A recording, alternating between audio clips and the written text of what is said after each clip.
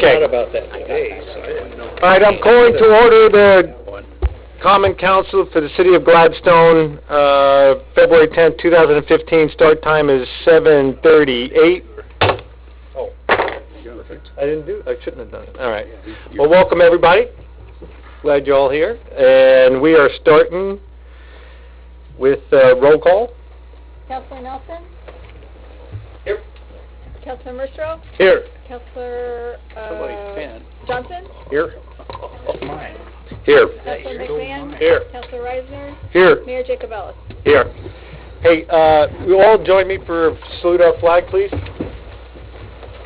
Pledge allegiance to the flag of the United States of America and to the republic for which it stands, one nation under God, indivisible, with liberty and justice for all. Okay. Hey, all councilors, slide your mics up closer. People are having a hard time hearing us. Just slide them a little bit closer to you or lean forward, one or the other. Do we have any business from the audience? Going once, going twice? Nothing there. Okay, we're down to the consent agenda. We got 4 items on there. The approval of the January 16th and January 13th minutes, the approval of project list, appointment to the Budget Committee, 1 application received from 1 vacant position, and the payment of January claims. Okay, I make a motion that we approve the agenda. The consent agenda. I'll second that. Okay. All in favor? Aye. All against? Good. All right. Down to correspondence. Pete, you want to talk to us about this letter from McCann Forbes at all? Or sure. Just mention it? Yeah, I'll mention it. The city owns some property behind the Dodge dealership on McLaughlin Avenue. This company has contacted us. They're interested in making a purchase. If City Council wanted to go that route, I believe we would have to go out and request proposals to do so. Yeah, I had a question about that. But there will be some additional staff work involved to make sure this is property we should consider selling. If Wasn't that property years ago deeded to the city for a park? Yes. But you can't get into it very well. Yes. But it is deeded for that particular purpose. Has a specific deed restriction that it is for a public park. Yes. There's a lot of documentation on that going back many years ago. Oh, yeah. And it was heard in Planning Commission and in City Council. There should be quite a bit of documentation, but there is a deed restriction, and Mr. Doofman provided that back, I don't remember, it was in the 90s, late 90s. Okay, and that's some of the research we need to do to see it if was a long time ago. I'd also like to see what the tax lots are that they're talking about here. Normally talk in terms of tax lots, and I'm really not sure specifically what they're talking about here. Okay. If this was to be considered, I would like to have it as an agenda item in a future date where we could go through and see what if the deeds, what the purpose for them donating it to us. There's nothing, no information in here other than the letter, and so if that's something that we're even interested Staff in, hasn't done that research. we would need a lot more information to make that decision. I remember a long time ago that the Dodge dealership wanted to inherit that land. They wanted that land so they could park vehicles, and we were told, I was on the Planning Commission then, that they couldn't do that because it was deeded as a park by some family. Yes. Well, I would deem this right now lower priority, so I wouldn't dedicate a whole lot of time just yet. No. My thought is no time at all. I'm not for this at all. I mean, as mentioned about several years ago, the Dodge dealership actually encroached on our property, and we had to get them out of there. Yes, have them leave and restore some of the land back to natural state. So I think it's a great buffer between the dealerships along there and the houses that are on the east side. Excuse me, how much land are we talking about? So it's 83,000 square feet, whatever that equals. So let's just say for now, yeah, it's not a top priority. Put it on They hold, can hold off and wait. Okay. All right. So, anything else you need to talk about from this correspondence? We got a letter from Morgan City regarding Tri-City Service District governance. We've already, I think we had a copy of that letter last time too, as well. Is it same thing? Anyway. No. And a letter from Clackamas County Water Environmental Service for the Tri-City Service District Budget Committee. They're just asking for... They're asking for a representative from the city of Gladstone. My idea moving forward on this is to ask our current citizen members of the Budget Committee if any of them have interest in serving on this Budget Committee also. Would it be more appropriate for a liaison to the water and sewer? Well, it can't be an elected official. Oh, it can't be. It cannot. It has to be a citizen. All right. Moving on to the regular agenda. That covers all the correspondence. Regular agenda, second reading of ordinance number 1454, the ordinance amending chapter 17.52 of the Gladstone Municipal Code relating to signs in the public right-of-way. And reads it. Council, well, you actually read the council, as you know, at the last meeting, you had discussion with the City Attorney David Dufman regarding merging a couple of the subsections for what we believe were clarity purposes, and I believe that you entertained and passed the first reading and with the proposed amendments, and then this is just the second reading of that same ordinance that you've already discussed, and he's included the merger that you had requested earlier.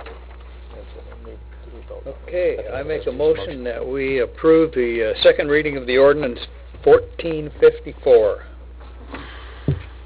I second that. All in favor? Aye. All against? We have to read the title. Oh, that's what I asked. Sorry. I didn't have the answer right there. An ordinance amending chapter 17.52 of the Gladstone Municipal Code relating to the signs in the public right-of-way. Do I got to read this whereas, all this stuff? No, you don't have to read the entire, just the title. Okay, that's the title. And we've already passed it? Everybody voted? I would take the vote again. I make a motion that we approve the second reading of ordinance 1454. I second. It's been moved and seconded. Moved and seconded. Do we need to take the vote? Yes? All right, thank you. No. All in favor? Aye. Aye. No, now you got to ask them? Sorry, folks. Oh, yes. Councilor Nelson. Yes. Councilor Mercero. Yes. Councilor Johnson. Yes. Councilor Sickman. Yes. Councilor McMahon. Yes. Councilor Reisner. Yes. Mayor Jacobowitz. Yes. Okay. Easy peasy. Mm-hmm. Bang the gavel. All right. Bang the gavel. Thank you, Neil. All right. Item number 9, the replacement of 800 megahertz public safety radio system. Oh, Good evening, Mayor, Chief's got it. City Council. I'm going to turn this over very quickly to Mr. Hartsock from the Clackamas 800 Radio Group. The staff report provided you with information in addition to the addendums that included the various options for the public safety radio system of the future and related projected costs. Mr. Hartsock is the subject matter expert on this, so I invited him here tonight to brief council on what is a pretty big deal with regard to public safety. So without further ado, John. Thank you, Chief. Thanks for being here. Good evening, Mayor, councilors. I'll go through this kind of briefly and certainly be willing to answer any questions you might have. I know you have a full agenda this evening. A couple of terms. One is C800 or Clackamas 800 Radio Group. It's an ORS 190 that was formed back in 2000 for the purpose of owning and operating the public safety radio system for the entire county. You are a member of that 190 as well as all the other public safety agencies in the county. The other term is WACA, or Washington County Consolidated Communication Agency. That too is an ORS 190 in Washington County. That happens to be the dispatch center as well as the radio system owner, and they are a partnership with C800 to help us manage and operate the system. And then the other one is CCOM, which is the 911 agency in Clackamas County. So those three terms can get a little confusing at times, and just wanted to let you know where they were in this. What this project is the replacement of the 800 megahertz public radio system that we built 15 years ago. It serves both counties, and it needs to be updated to digital. The reason is the age and the change in the technology and a replacement of the existing analog public safety system. How do we think we're going to move forward with this? The current plan is to do a voter-approved 10-year general obligation bond that the county would actually place on the ballot, the C-800 can't, being an ORS 190. The other would be to look at local option levy by the county. That's probably not very likely because of the compression issues. And if neither of those would work, then we would look at doing it the way we did last time, which was each of the agencies would pay a per agency assessment based on the number of radios they have, is the current methodology we're using. We want to determine the financing by May of 16 and target for the completion by January of 19. The goals are increase the system performance, replace the existing system with scalable and upgradable technology, reduce risks of single point of failure, standards-based communications, which is very important. The current system is vendor dependent, whereas going to the digital system, the way it is now organized is it is a standards-based system, so we can buy product from different vendors, which helps keep the system far more competitive. Interconnect with adjacent systems, create a transportable backup dispatch system.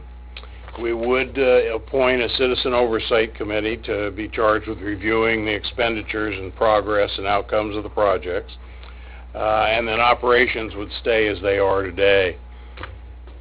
The components in the system, analog, were installed, the base of the system in 1992, upgraded in 2002. We've done some other upgrades. But the technology has changed over the last 20 years. And I always forget to bring with me the old gray Motorola first cell phone, which is 20 years old, and The brick. do you know the brick? Do you know anybody that's still using one of those today? And I'm bound to run into somebody that is, but for the most part, you don't use the technology that's 20 years old. Replacement parts have become increasingly hard to obtain. We've had to turn to secondary markets like eBay and other resellers to buy parts for the system. And the system critical to public safety in the two counties serves 40,000 or has 40,000 transmissions a day. So it's a pretty active system. Most people have said, well, is the federal government, state government making you do this? And the answer is no, there's not a mandate, but they're of sorts. If you remember, not that long ago, we all had to go to digital television. And the reason we went to digital television was the public safety agencies, particularly the bigger ones, Chicago, San Francisco, Los Angeles, New York, were really pushing for more spectrum, more ability of radio. We started to have a problem here in Portland, but not to the degree that other areas of the country have. So the Federal Communications Commission said, okay, we'll go take television to digital, which will free up spectrum, and that spectrum will go to public safety, but oh, by the way, it has to be digital. It can't be analog. So they created the 700 band, which is synonymous with the 800 band, but it does have to be digital. And then the feds and the state are both requiring communication systems to be interoperable, and this really came out of the findings of the 911 Commission for setting up interoperable standards. The term that we use a lot is called P25 digital. It's a system that was established by APCO, which is the Association of Public Safety Communication Officials, and created this standardized system. Regional partnerships, WACA C800 has been very successful. It's run very well over the last 15 years. Be fully integrated and interdependent. One of the things in this region, when we all built this system originally 15, 20 years ago, Portland, Clark County, Washington County, and then Clackamas County all went at about the same time and have the same technology. So we have excellent interoperability in this region. Portland has made the decision to move forward with digital, is in the process, so is Clark County. And in fact, at some point in time, we'll lose that interoperability if in fact we don't move forward. We set up 4 different options of the board, of which Jim is a member of the board, as is Stan. We've set up 4 different options at their suggestions. Option 1, which is in essence replacement of what we have, but it still needs to add sites, so there's a cost to it. For that standpoint, which is really the most expensive part of the system, is site development. That's because digital works differently than analog, and we need sites to have it just equal. Option 2 is to increase coverage for portable on the hip. The original system was designed around holding the radio up, and not many users use it that way. Option 3 is adding better in-building coverage. Yours isn't as bad here as it is in some places.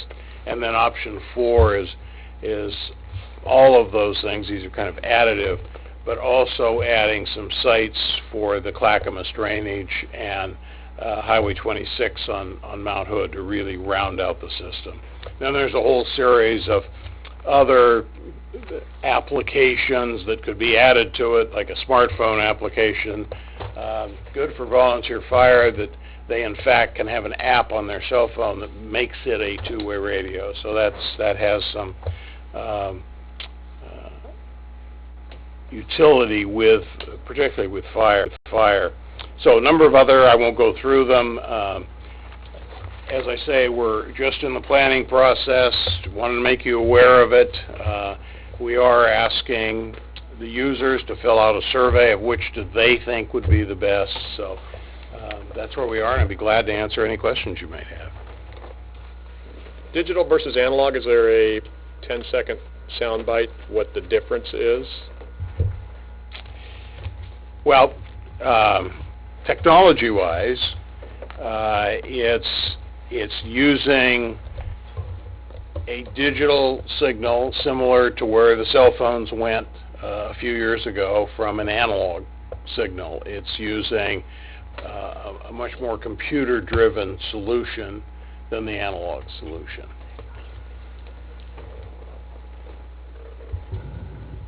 No, go for it. In Oregon, who else is using digital right now? Is it a long list? Nobody? Sounds like Portland is still analog, right? Portland is in the process of cutting over. They have part of some of their tactical teams are on digital. They have a portion of the digital up. They should be done within about a year and a half, 2 years. Clark County is going to it. Others that are on it, right now they're in the process of building up the system. The state, part of the state radio system is digital, and they've got a few sites up, but there are a number of agencies across the country. How about one that might be close and not in Oregon? I mean, is King County, Seattle, San Francisco, any of those places, are they currently using it, and what are their experiences? San Francisco is using it. King County is in the process of changing over. I didn't bring a list of, there are a number of others. It's been very successful. There have been some problems in some cities where they've tried to just take the existing sites and make them digital, and that doesn't work well from the standpoint of it. It doesn't it performs differently than analog, and you need additional sites. What happens to our VHF systems? Do we still have VHF systems or not? There are a few VH systems on the fire side, primarily used for Hoodland and Colton Fire, and some paging, and the paging would be replaced, and it would be getting rid of the VHF system. Is this, the C800 stuff, is this more like cellular telephone then? I mean, you've got multiple sites, you've got multiple cell sites. Is there some similarity there? Some similarity. The difference is cell phones are not one-to-many devices, which is a public safety radio system is. There are currently 10 sites, and we would be taking it to about 18 sites. And if those sites, I don't know how they're built out. Are they built out with generators and batteries and the like? And in the case of a power outage, how long would they continue to run unassisted? That's probably one of the bigger differences in public safety communications is they are hardened sites that have the system actually runs off battery. The battery would last for 4 days, and then there's about 7 days worth of generator if we couldn't get to them to refuel them. Okay. All right. Thank you. They're a hardened site. Thank you. Can you just clarify for me, C800, is that including CCOM? Or is CCOM a separate entity? CCOM is a separate entity. CCOM is actually a county agency, and C800 is an ORS 190, which is a partnership. I just curious because as I'm looking at the partnerships and everything, it keeps saying WACA and C800, but I'm not seeing CCOM actually spelled out in your information here. So are they not a partner at this time? They're not a partner per se, meaning that they pay a fee as you do being a partner member, but we provide their consoles and they provide dispatch for all of the users that are on C800. So it's a partnership between us. They aren't actually what we call a member of C800 or a partner of C800. And WACA is? WACA, only the radio side is attached. This is where it can get kind of complicated. The dispatch side of WACA has the same relationship with the WACA radio side that we do with CCOM. It's just that they are a combined ORS 190, and in Clackamas County, Lake Oswego has a dispatch center, and so does CCOM, Clackamas County, which is the rest of the users in the county. So several years ago, so the county, all the city, switched to 800, but that was analog, not digital. Correct. Correct. That was about 15 years ago. Okay, and there was a couple of fire departments that stayed with VHF. Woodland and Bolton. Okay, and so in at least the information that we got from Chief Pride mentioned about that the communication is old and failing. So is that the hardware that's failing and technology, or is it just one? No, it's it's hardware that is now 20 years old, and finding parts for it are difficult because all the manufacturers have moved away from the technology. The same thing, it's like any other with Microsoft doing away with Excel. There aren't people that can now support the software, and that's the challenge. And then on option D, talking about the voice recording, so that's set up for analog, and it would have to be totally replaced when went to digital because it's not compatible. Correct. Okay, I understand that. The question was asked when I was talking with others about this was wildland fires. Would that still be VHF versus digital 800? The Forest Service and U.S. Forest Service both still use VHF systems. They've rebuilt them recently. Those agencies that do a lot of conflagrations They now make a radio that has both VHF and 800 in it. And a lot of those agencies that do a lot of wildland and conflagration work have that radio, which will allow them to be on either system. And I was looking through the charts on 9/7, the allocation for financing. So I was curious, does it make a difference, numbers-wise, if that boring has been absorbed into District 1? They currently still operate as an agency with District 1 providing management and oversight, so they still are a separate budget. If, in fact, they choose to join District 1 at some point in time and do away with boring, then it would all be added into District 1. And thank you. And I was curious also as to why Milwaukee Police wasn't listed here. Milwaukee is currently on the Portland system, has been for a long time. We're in discussions with them about them joining the Clackamas system. They're dispatched by Lake Oswego, and it would be better if they were on the system. So their hardware is through Portland. Correct. But they actually dispatch through Locom. Correct. Interesting. Thank you.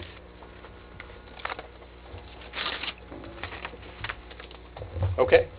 Thank you very much. We'll be back. Thank you, Jim. All right.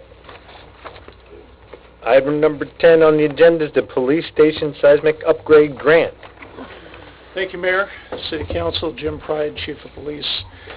We're getting kind of to a decision point here, as noted in the staff report. It's good news that we were awarded the grant, but the devil's always in the detail.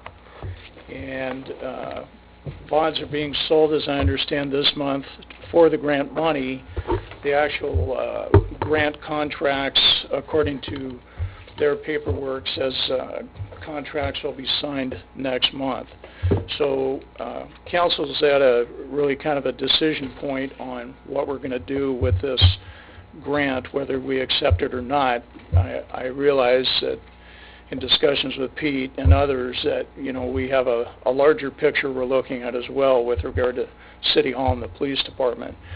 So this is really an opportunity for council to talk about it, discuss. I did talk to Gloria Zacharias that we've been working with regard to our grant application, and I did ask the question whether we either chose not to accept the grant or if we got to a point past the award where we decided to give the money back, is there a penalty, is there a fine, is there something bad that would happen? And she assured me no. She said it would be highly unusual, however, and they don't run into that very often, but at least there wouldn't be any penalty to the city, according to her. What we're trying to do here is we're trying to make the building safe, and I realize, again, there's a larger picture than just that. But with all the leaks that have sprung around different places in City Hall, it concerns us. And so anyway, that's why we're here. Is the seismic, the price, is that their portion of it, and then we have a portion of it, correct? I mean, there's a breakdown there. That is their portion of it, and in talking with Jeff Smith from Gladstone Fire, that I believe was in the staff report, there's typically costs to the city outside of the grant, change orders, you discover things as you go through the process, you got in construction, and so yes, I would expect there's going to be out-of-pocket expense by the city, but in speaking with the engineer from KPFF, it's just, we don't know until we get there. It's really hard to pin down a cost estimate on that. Are you going to be able to stay in the building while they're doing the work? I don't think so, no. My understanding from The fire department a few years ago went through this, and they could not stay in it, and that's why they relocated to the elections building. Any idea how long the construction would take? I don't have a good estimate on that. Chief Monty? 6 to 8 months, at least. Okay. That's... Have you given any thought to where you would go in Yes. that 6 to 8 months? Yes. Who will have us? So don't know if the elections building is available for us at this time, but that would certainly be an option. Other than that, perhaps leasing some space somewhere. We could perhaps, and this is just brainstorming at this point, relocate some of the operation over to the City Hall side where we have some vacant office space, but we want it to make sense for the people we serve. So far that's what we're thinking of. So we basically, tonight, we need to kind of decide, is that what it comes down to? Well, because they're awarding the grants and we'd have to sign paperwork in March, I would like City Council to determine right now whether we want to go forward with this grant. I like the idea that if we accept it, we still have our options open. Let's say we go down the road of a new facility and we get voter approval in November, we could then return the grant and go forward with that project. If that doesn't happen, then we still have the ability to seismically upgrade the current facility. Hey, Chief, is there a window on this? In other words, when do we have to use it? They give us the money, is there a window you got to use it by, a year, 2 years, or whatever? It's a two-year thing? process. Okay, all right. Yeah. And there are some dates in here on page 10-6 of our packet that suggest a lot of this has to be starting before November of this year. Am I reading that correctly? Briefly identify milestones by quarters, which will be achieved within 24-month performance period. So we're talking about, accepting the grant and then holding on the money until waiting on the November election. Some of these milestones are going to be passed already. What does this mean? Well, first of all, we don't hold on to any money. This is purely a reimbursable type of grant.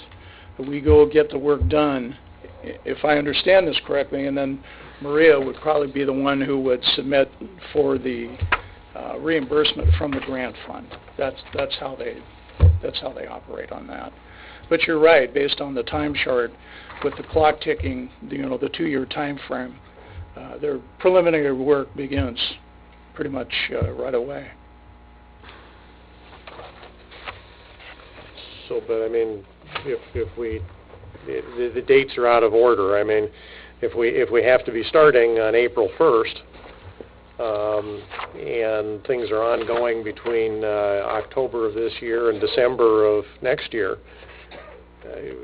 that seems to be out of sync with a November date of canceling the grant and saying no thank you. Are we going to run into some sort of a conflict here based on those dates, or? Potentially there could be a conflict. So can we start and then use the grant money, keep giving them bills, and they keep paying up till November as far as project team, engineering firm, and then in November say thank you, we're done? Or would that would probably void? That is not a question I asked Gloria, but I certainly could do that. Is this grant only for rehabilitating a building, and or could it be part of new building construction?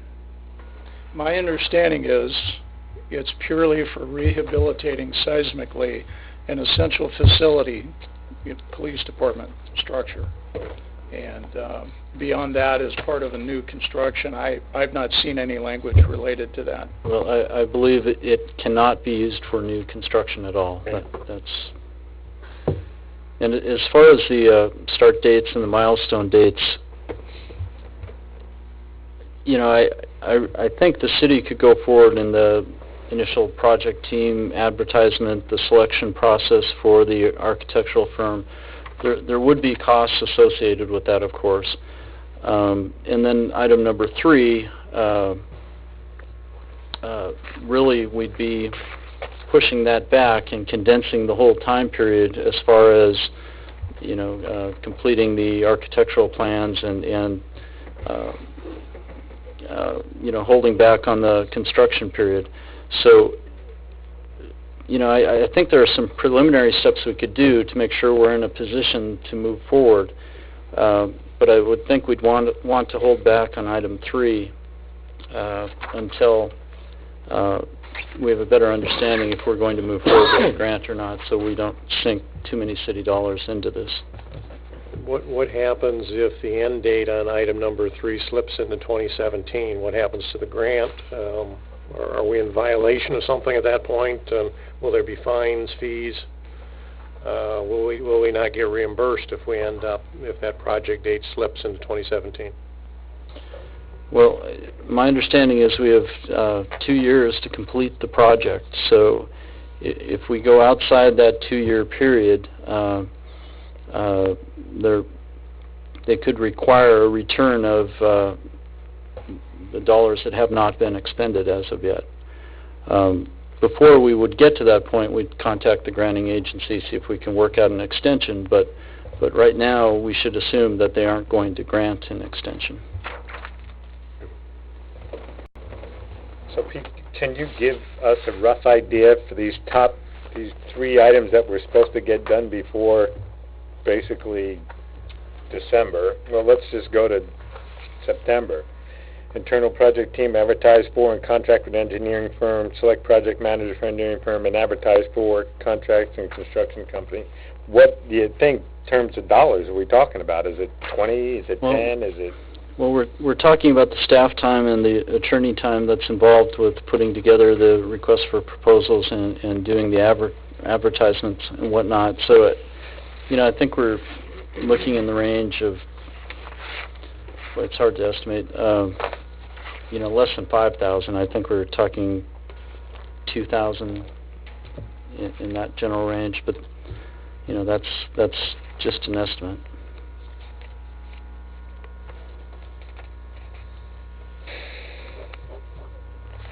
This really is kind of a difficult one because, as we talked about in our retreat, one of our very high priorities is building a new City Hall police station.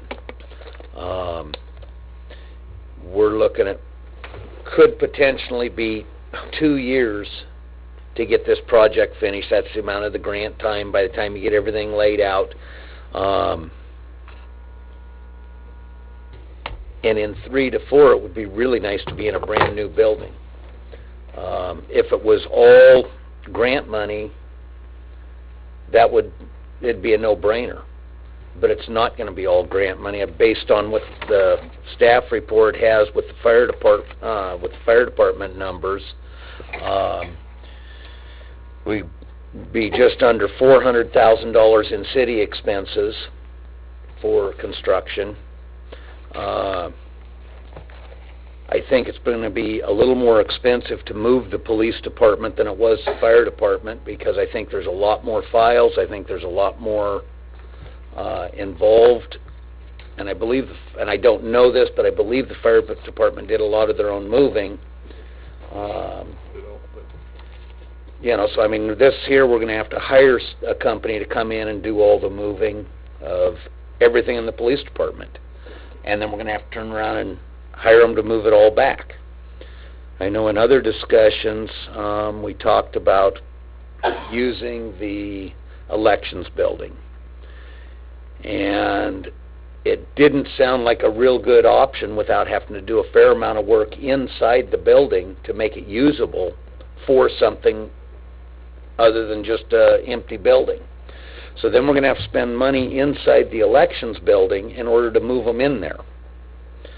I assume that we're probably going to have to do quite a bit of security for the elections building as well to make sure it's a secure facility, being There's a lot of sensitive information, police officers and all that in there. And we're moving them into a building that's probably not much better seismically than the one they're in. With those comments made, on 10-3, the letter from Infrastructure Finance Authority, looks like the second paragraph, I'm thinking it's probably a typo, but I'd like to verify it. Project expenses are subject to execution of a contract between your school district and the state of Oregon. Right, that is a typo. Okay. The grants were available to police departments and schools. Okay. And I just yeah. wanted to make sure we didn't Yeah, have to we- get the we don't school need district to- to sign off on. No. You know, with all of that being said,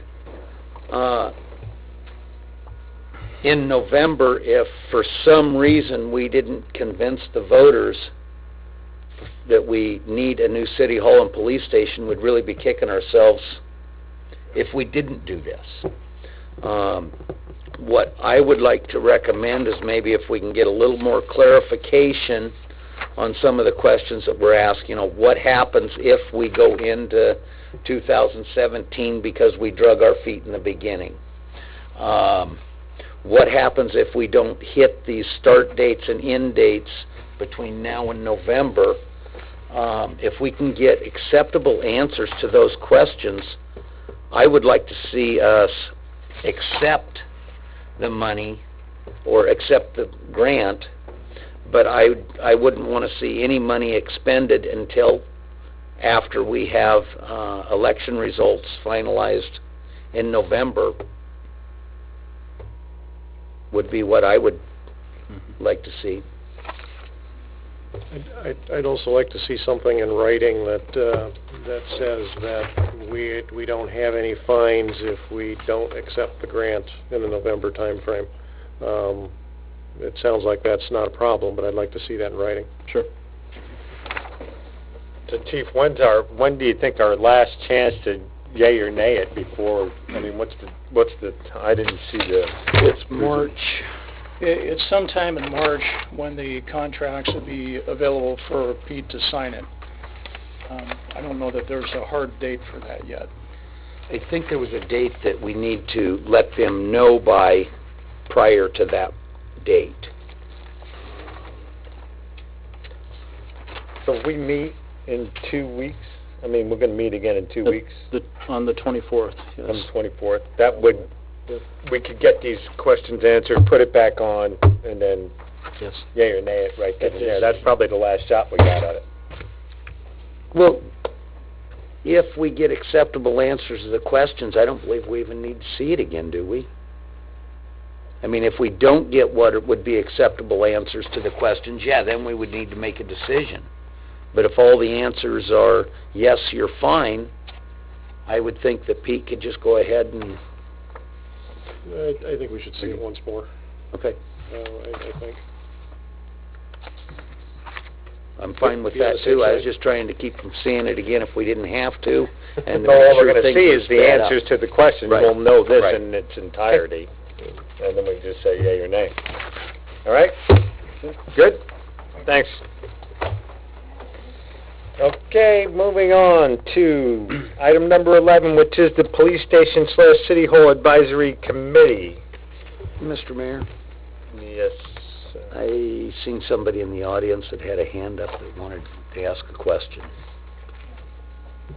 Regarding The last item. the last item? Yes, Oh, yes. all right. Mariana Moore from Cornell Place in Gladstone. I didn't hear the amount of the grant, and is it tied specifically to this building? You're talking about going down to the other building. If there's an option to make it size the old election office, is that an option rather than moving and coming back? I didn't quite understand. Well, maybe I can just answer it. It deals specifically with the police station, not City Hall. Yes. And then to do something on the election building, we don't own it, so, Oh, you know, we'd be doing the county a favor, I guess. And the amount of the grant was $360,000, if I I remember think right? so, yeah. $729. okay, 300. And it's tied specifically to this, Police station, yeah. this Just- police just station the down police here station. that's Yeah. bad. Okay. Thank you. All right, so number 11 is, okay, Pete. Mr. Mayor, City Council, this is a repeat agenda item. We extended the period to receive applications for the City Hall Police Station Advisory Committee. You also have an application on your desk that was turned in today that passed the deadline for Mariana Moore. But there's a few items to consider while we're here. First of all, is this the time to appoint the committee and put those citizens in those seats? And then additionally, I believe there needs to be some more discussion about scope of work of the committee. And I know some of that is tied to property search and what properties are available, and we even talked about the possibility of appointing the committee, keeping the committee on hold until we sort through some of those items. But those are the discussions I'd like to have this evening. I think it is the appropriate time to appoint the committee. We do have applicants, and actually we've got some really good applicants. It's really good to see a lot of new names out there, and I think it would be appropriate to appoint them. I would like to maybe have a work session on the scope of work for them at some point. I don't think we're quite there yet. I think the property search is a big part of it. But I think it would be okay to go ahead and have the committee. There may be, if we put a scope of work together in a work session, there may be some things they could get started on right away looking at. And when the property portion comes in, they'll be ready for it. Well, what, the work session, you're just going to kind of hash out the three options listed here, is that what Well, you're I don't know that for? those are the only three options. I don't know that those are the three four best options, I'm sorry. It just, I think we really need to give some thought to this, because this is going to be a pretty good-sized project. I mean, I don't know that everything's fleshed out yet. Just my thoughts. I agree.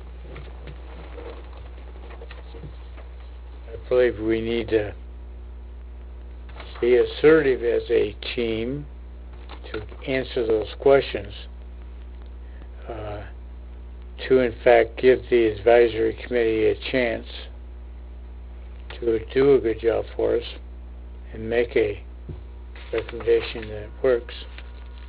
But November is coming up quickly.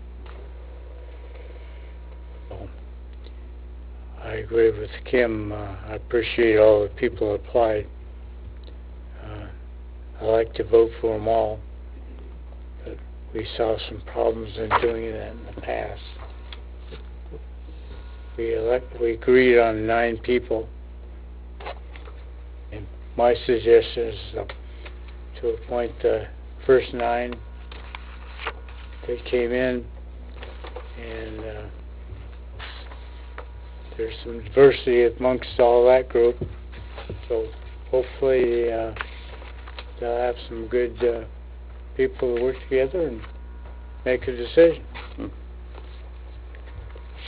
So am I hearing you right that we wouldn't even have a work session until the property thing got... No, I think we could have a work session before that, and that the property portion would be additional to what we come up with. It could be part of the work session that when we have that information, they could move right on to that. It would be one of their tasks. But What do we want from the committee? What recommendations do we want? Well, what do we want them to investigate? I mean, specifically. Well, I mean, there's three options listed here. Is there more that we haven't talked about? I mean, that's kind of the point. I mean, I think these were the three that were originally talked about, and then they got put on again, and, I mean, is there something I'm missing here? Well, I think, some of the things that they could be discussing is building sizes.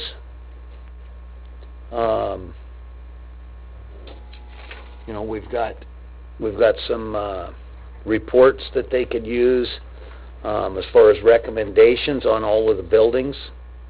They could be going through those. They could be looking at budgetary items. What has worked in other cities, tours of other facilities, recommendations based on what they find. West Lynn's got a brand new police department. They've got a fairly new city hall. They're all separate, including their library. Tualatin has a combined city hall and library, separate police. It would be interesting to know what other cities have done and how it's worked out for them. Why did they do it? What would they do differently? Some of those things would be interesting to know. So you want to just get that specific and tell them all of these things? I don't know that we ever went quite that specific. I mean, it would be nice to know those things, but one of the things we did talk about was empowering this committee to go in and look at some of those issues and having those discussions and not limiting them to 3 bullet items, to come back with the best recommendation possible. And I think these 3 bullet items are vague enough I think we should get, I agree with Tom, that the first 9 that applied is who we pick for the committee and get them going. I think this is pretty vague that they can then do their own groundwork on going to Tualatin or to West Lynn and just get going. I don't think they need any more guidance from us right now. This is a pretty broad enough for me to let them go to work. We could also get interim reports and, see where they're going and offer guidance in the future, too. Yeah. I'd say get them started, pick them and get them at least their feet on the ground and get a first meeting. And if at their first meeting they say, well, we have no idea what you guys want, then do a follow-up or something. But I think this is a pretty good start for them to get their feet wet and get going.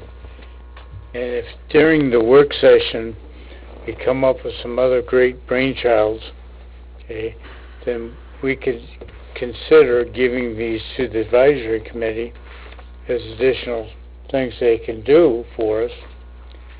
But unless anybody's disagreeing with what's down here, that would give them a good start. Yeah, I'm all for getting them started. If that's what we decided to do, let's just pick the 9 and move on. One other question that I've got is we are limited to, on our committees, to people being on no more than 2 committees. Is that full-time committees? This is going to be a short-term ad hoc type committee, and is it acceptable to us to have somebody that may be on 2 committees already to be on this committee, being it's not a full-time committee? I don't see a problem myself. I think council should consider that because this is a large, important project. It isn't ongoing either. It's a finite time period. And I would think wanting those committee members with the most to offer, I think is very important. And, council can interpret that rule about 2 committees any way it likes. It's council's own rule. But I'd recommend you don't consider that when you're appointing. I would agree with that. I think you have the ability to say we were talking about permanent standing committees, something like that. I think that's probably was your intent, frankly, or the council's intent. So I think certainly if you're talking about something like a limited duration like this, you could carve that out. One of the applicants is also a city employee, though is a citizen of the city of Gladstone. Are there any challenges there? Not unless there's a rule to that effect as well. I mean, I think you can certainly, in a broad sense, have an employee who also would have be a resident. I think that's fine. Yep. And in this capacity, they're not representing a department or anything like that. They're representing what's best for our citizens.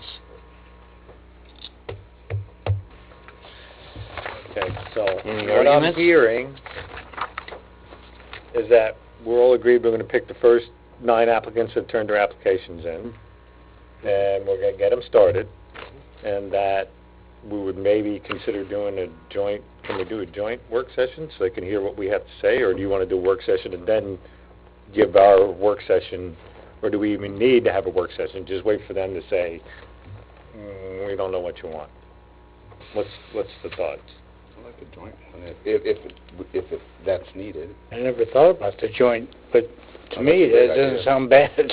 Especially if They they wanna were to get meet involved. once or twice.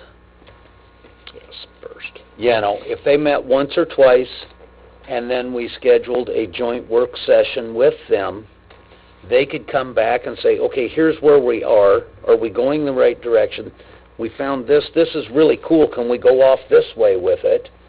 I think that would be a good idea to do that. Okay. Is that, Sure. we got an I idea? think we get, Maybe 1, possibly 2, and then meet with us, and then we'll just hash it out. right, and we'll leave it up to the advisory committee when they want to meet with council, but within Right. 1 or 2 meetings. Okay. Is that good? Sure. Do we need to... I would do, in the interest of formality and for the record, just have list the 9 names, have a motion and a second to that effect, and then officially appoint them. Okay. Let me see if I can get it. Did somebody put them in order yet? Because I haven't. Oh, yeah, they are in.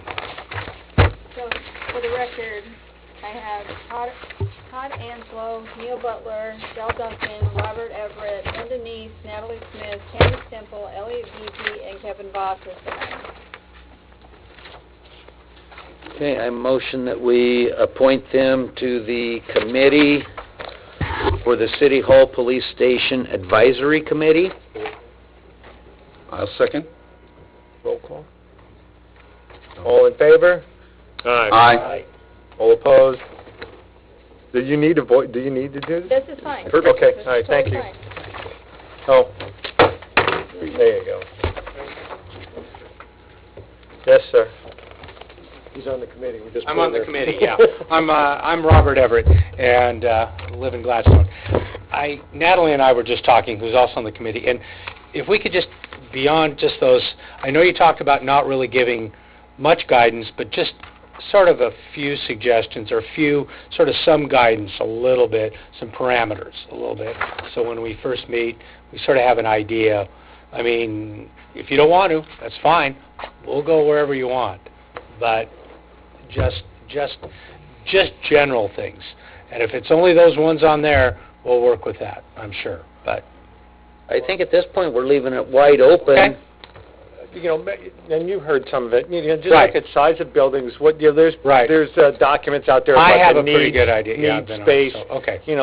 Just kind of start Okay. fiddling around, see what the Okay. other guys have done, how big are their police stations, that kind of stuff, and what they're Yes. combined, and then just kind of we'll start honing in, and you can come back and say, we need more. Is this going to be standalone? Is this going to be 3 stories, 2 stories? Okay. All right. Does a All right. combined facility make sense Right. or not? And if so, why on each side? There you go. Okay. Thank you. All right? Very nice, Steve. Okay. Just to clarify, for that last motion, who seconded? Oh, I'm sorry. I did. I guess Tom. Sorry. You had one other. Heard one, I Well- just didn't know who it was. So, you're going for the better looking guy, I understand. Yes. I'm the one Come- person that didn't get on the committee. My name is Drew Weiland, and I was the last person to obviously put in my thing. And it just seems to me, and that's fine that I'm not on the committee, but it just seems to me that half of the people, because I got a list of the people that are on there, are people that make all the decisions and that are on all the committees in this town. and it seems to me that you'd want new people, and that you'd try to get new people in. And half the people, I don't know them, but I recognize the names because they were the people that were in, that fought against the library, and they're the people that are on all the committees, and it just seems to me that you should get new people. Thank you. That's all I have to say. All right, so that took care of number 12, correct? Lucky 13. All right, moving on. What? No, 11. We're on 12. Oh, item number 12, change to staff seating in council chambers. Well, now, this is something I didn't even want to bring to council, but this is your room, and I thought you should have some input. So, Assistant City Administrator Morishita outlined in the staff notes some of the concerns regarding the dual use of this space for court and city council, and some of the problems that are happening with moving computers and whatnot. So we're looking for your input as far as, is this something we can move on, or do we need to rethink this? I don't think it's really our decision to make. I mean, if it works for the courts and it's acceptable for us here, there's no reason why we shouldn't do it.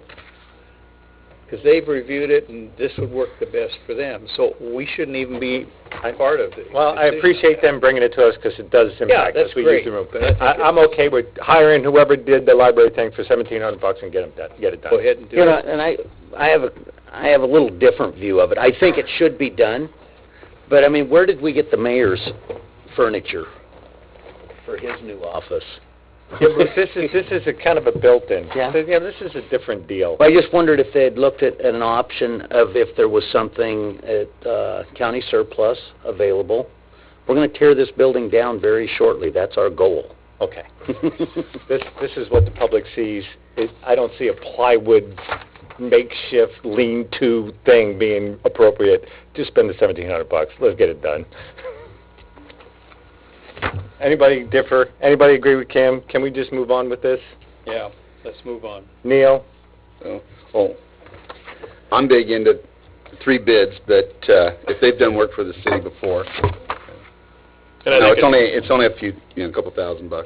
We're spinning our wheels at $1,750. We should just get it done. I agree. Move on. All right. Thank you. Item number 13, approval of council liaisons. Mr. Mayor, the purpose of this agenda item is to solidify what was discussed at the City Council retreat in making different appointments in the liaison area. I also put on your desk tonight, so I know you haven't had a chance to review it, a position description regarding City Council liaisons. I would appreciate you to review that prior to the next meeting and let me know if you'd like changes. Okay, so this is separate. This is we got to read this and see if that works for us in draft policy. Yes, and so the mayor makes the appointments. So if you're still good with the appointments the way they were set out in the City Council retreat, we just need your edict that says make it so. One item I wanted to point out, the Library District Advisory Committee, I was making the assumption that City Councilor Johnson, being the liaison to the library, would cover that, but I don't think we specifically said that at the retreat. So I thought we should address that tonight. Is that an actual liaison position, or is it a board position? It's really a board position. So you'd be a member of the Library District Advisory Committee, a voting member. Who serves from the city of Gladstone right now? Well, right now the library director is filling in. Technically, Kari Martinez is the appointment. There's no requirement that it be a city councilor. It could be a citizen. Actually, most jurisdictions have appointed their library directors. My point of view, it would be good to have an elected official in there because they're underrepresented on the committee at this point. How does that affect ongoing negotiations in IGA? I'd want to make sure that the city is speaking with one voice there, because they're also part of that. Right, and we would have to coordinate as the Library Advisory Committee considers items related to IGAs.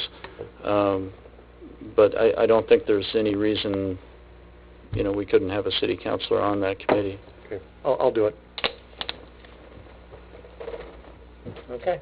So all I have to say is these are the right nominations. Everybody look these over. This is what we said at the retreat. All right, these are the liaison positions, and I so deem it to happen, or whatever the verbiage is. Do I hit this? Sure, why not? Sure. There you go. Feels good. Feels good. Feels good. All right. And then we added 14.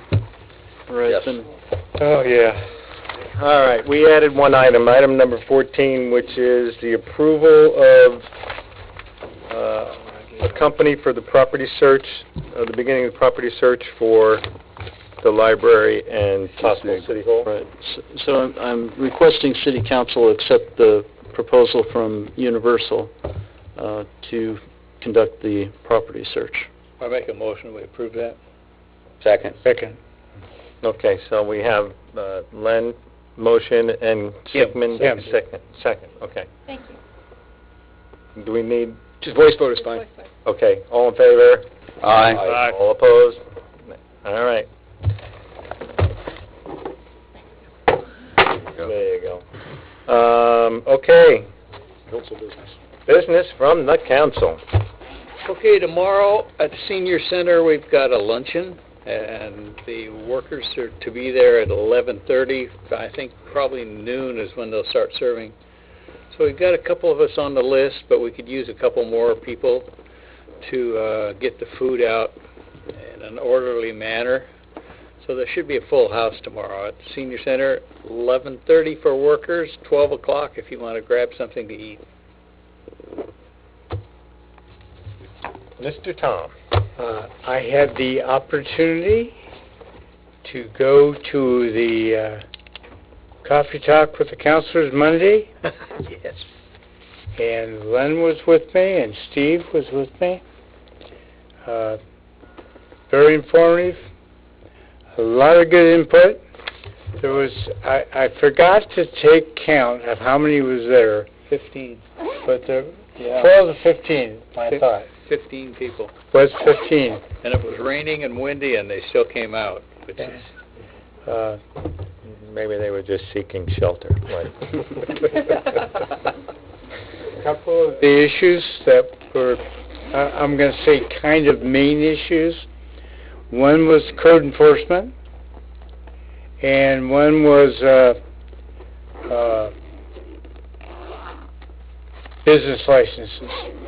And one of the gentlemen that started that whole discussion was a retired gentleman. I didn't quite get his age, but I believe it was over 65, because he said that. But he offered a suggestion on the business license for the residential for people in the retired mode, in that they are doing things, but they're not quite up to par with what they used to do. I guess. As far as income is less And now. was suggesting making that he did not complain about the $100 fee, but I think his was a bit more because it was something tacked on that. But he was suggesting making it on some kind of maybe a sliding scale to income or something. Anyway, just a thought. Yeah, he didn't feel that he should be charged the same as when he was working full-time and making good money. Now he just kind of dabbles in it, but he still has the business license, and he feels that that's that sliding scale. I'm not making much anymore, but I don't think that I deserve to have to pay this fee. And I agree with that. I think in a way they've got a lot of elderly people that their businesses still are intact, but they just aren't doing much work. They want to stay involved in it. there was an issue again. This is the second meeting I've been to now, and the second speed issue came up. This one was on Clarendon, but wasn't quite as bad. The first one was at 55 miles an hour down Arlington. This one was as much as 50 on Clarendon. But some other good things that came out of it, people were talking about the pride of Gladstone, improving the pride of Gladstone, and we're talking about, having flags, military-type flags in the street or whatever. They talk about flags up in the street. They had all kinds of thoughts. Hanging baskets. Yeah, hanging baskets or whatever. So, they were just talking about you like to spruce it up a little bit. So, anyway. Very interesting. Yeah. Neat people. Positive conversation, so. Oh, and we want to thank Irene from the library. She supplies us with coffee, cups, plates, and donuts. And that comes out of her budget. I had one I shouldn't have had. I appreciate it. Thank you so much. Stevie? Oh, Steve, I'm sorry. Sorry. Yes, Jackie. Inside joke. City council meetings can be frustratingly formal and separative. I mean, we're sitting on a raised platform. We're out away from you. We talk at you. When people come up to the podium, they talk at us. There's no conversation here. I mean, it's just by the nature of this forum that's the way it is. It can be very frustrating. It's easy to forget that we are your neighbors. We live here in the city of Gladstone. We're not from outside. We all live in the city. And the coffee with a counselor system has worked better than I expected by a long shot. It's very positive. We have good conversation. It's informal.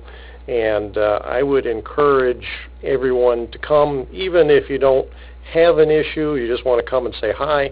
We're much more informal there. Come join us. Thank you. And if you don't know where it's at, it's the library on the lower section, which is just on Dartmouth here. So, and it gets set up, and we have a large area that can seat quite a few people if we need to. Neil. I was going to ask Pete for a couple updates.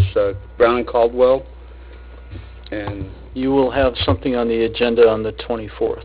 Yeah. And then also, I haven't seen our auditors from. They will also be here on the 24th. Okay. Well, that should be an exciting and interesting night. Thank you. It will. Mr. Pat. I have nothing at this time. The only thing I've got, seems like coffee with a counselor is a great big thing here, but I just wanted to mention that we've got, the next one is February 23rd.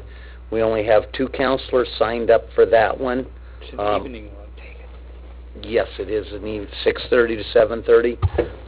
And then the March one, the March morning one at March 9th, there's 2 counselors signed up there. March 23rd, there's none. I think you all got the schedule. If anybody wants to fill in any of those, fine. If not, I will fill in any open vacancies. So just put that on your back of your mind. That's it. All right. Well, I don't have anything. Thanks, everybody, for coming out. Appreciate seeing the faces, and have a good night. Well, Meeting we have is an executive session to adjourn to. One more executive Oh, God, again? We're adjourning. Remember, we moved one to the... You're not done All yet. right. Well, we are adjourning the regular meeting, correct? We are adjourning the regular meeting. We're adjourning the regular meeting at 8:50 p.m.